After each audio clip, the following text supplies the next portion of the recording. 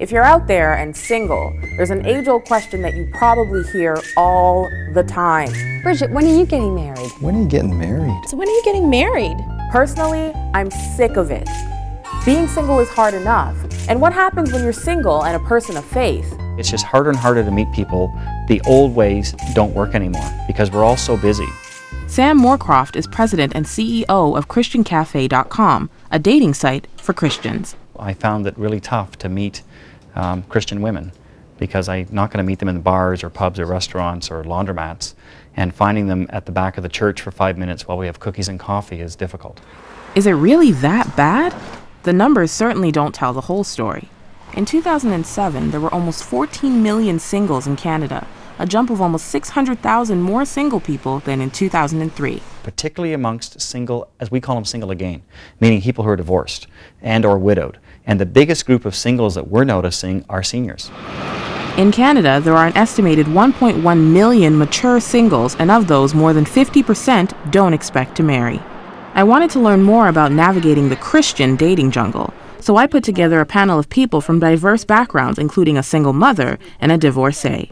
Meet Lorraine, Tanya, Maria, Josh, Del, Andrew, and John. Can you guys maybe tell me a little bit in terms of what you're looking for in terms of a Christian mate? Someone of prayer, also a passion for ministry, someone who's got a positive, good attitude, and I think I'd like to be physically attracted to them as well.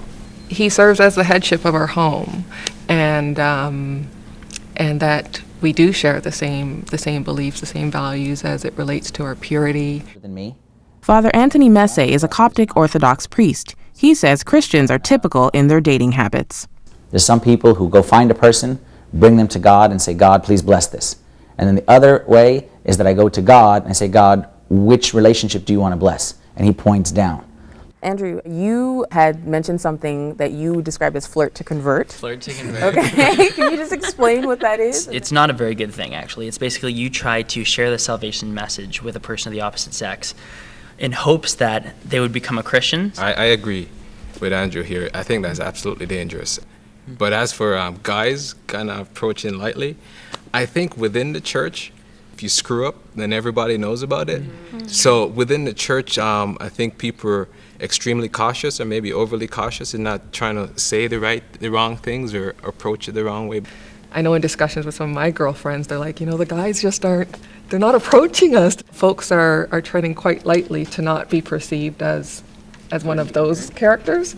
In the church, do you guys feel it's okay for a woman to I guess, make her intentions known? Drop hints, let him know. Give him an idea something's going on.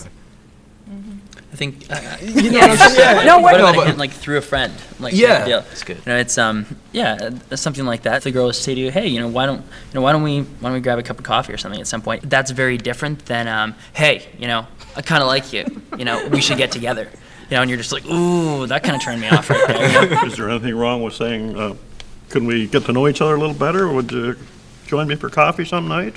Leading into my next question, where do Christians go to meet Christians? A lot of the church have singles groups where people, singles meet. Go ahead. I avoid those places. Okay.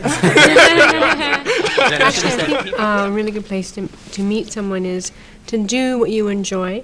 Like, for instance, if you're involved with the youth, you have a good chance of meeting another youth leader. I come from an East Indian background, so arranged marriages in the past has been a big thing. For my generation, now they may have like a different form of that. It's more like courtship. So maybe a cousin or an uncle might say, oh, I know this person in some other city. What's the pressure like? Do you guys feel pressure at all? Living in Toronto, I don't find the pressure here because there's many people like me, who are in their low 30s, not married. But when I go home, it's a small town, and then that's when the pressure is there.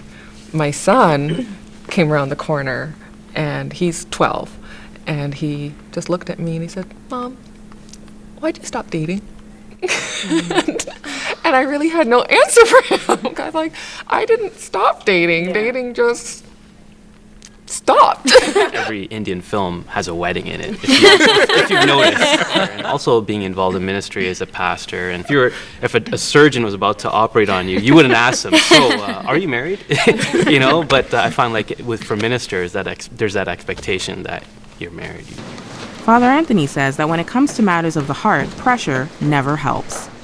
It's bad because it speeds up a process that wasn't meant to be sped up. I was meeting with a girl who was 23, and she was dating a dud. She finally realized she doesn't want to be with him. And, you know, her mom is flipping out, and, you know, you're old. I'm like, she's not old, she's 23. Don't let the pressure get to you, because you're the one who's going to live with that boy. So if he's a dud, you know, you're the one who's going to pay the price for that. Do you guys think there's too much emphasis on the actual like marriage, as in the wedding ceremony, and maybe not enough emphasis on the life after? The same way as churches often will offer a pre-marriage course, there almost needs to be a post-wedding counseling, something, you know, surviving your first year of marriage, you know, something like that, you know, because the wedding is great, but you know, after the day of the wedding, you're not going to wear your wedding dress every day. Like, I had it all planned. All he had to do was show up and ask. But now, you know, I've realized I don't want to die the lonely old cat lady. I want a husband and a life partner, the guy who's still holding my hand at 87. The stronger I become in my faith, the wedding becomes less and less of an issue. Does age make you more anxious in terms of finding a life partner? If I'm single at 35, you know, or 40, most of the time I said 35, I'll start to get worried. I've been married before, so, you know, maybe have a little different bearing on what, but no, I still would like to get married. In terms of for having kids and wanting to be able to enjoy them and not be, you know, 70 years old going to their graduation. I don't have it in me, and I don't believe that I should pursue and feel the male should be the pursuer. The guys have that power, whereas I don't. Let's face it, marriage isn't for everyone. Let's not forget those who choose to be single. Don't get married. Father Anthony. And I don't think it's a punishment from God or anything like that. I think it's actually, for some people, it's a gift from God. If God has given them the gifts and the abilities and the desire not to get married, then getting married is going to be the worst thing for them and for their spouse especially. Paul mentioned, and even Jesus said, like, you know, when people chose to be single and use it as an opportunity to even minister more. And, you know, I think that's something that we fail to, you know, affirm. I was talking to a lady at work. I'm single and she's married. She says, marriage is not everything. And I said, well, when you go home, you got someone to talk to. And she says, I have someone at home, but he doesn't talk. These days, dating has a new face, and it usually comes with a mouse and keyboard. Sam Moorcroft. If your friends are all connected already, or they don't know anybody that you'd be interested in, or you live in a small town and everybody you know is either single and you're not interested, or they're married, so there's no point. So where else would you go? If all of us are online in every aspect anyway, why would you not do that thing that's most important? I prefer to get to know someone first and then just talk to them without any agenda behind it. And these type of sites, I figure the agenda is already stated. How is your system working? Of course, it gives the ladies the opportunity to be out there, basically asking for a date. Maybe she's not going to be actually doing that, but it's saying she's out there, she's available. In a week, you could have exchanged 20 messages, and all of a sudden, you know, you feel we're really good, we're really close now. But you know, you're not. You've been exchanging messages for a week, and I think a false relationship can develop in there. There's so many different avenues that I don't think the Lord really cares which one you choose. So what's the final verdict? Passionately pursue God's purpose for your life, because this is an awesome opportunity where you might have more free time to do things that married people wouldn't be able to do. Some folks feel like they've missed the bus, right? But I think all in all, the message that has been stated here is that we're really just to remain in God's will. We have to be careful we don't run and try and jump on that moving bus, and a lot of people are getting caught that way. It's not the end of the world if you don't get married. Take every advantage of every opportunity as a single person to really get your heart ready before the Lord and gear up for what He's hopefully got for you in the future. God's been there and He's helped me out with everything else. So because of that, I don't think there's something I'm going to worry about. Single does not equal loneliness. Single does not equal boring. Single does not equal, you know, a lot of negative things. In other words, stop asking singles about marriage. When it happens, you'll get your invite in the mail.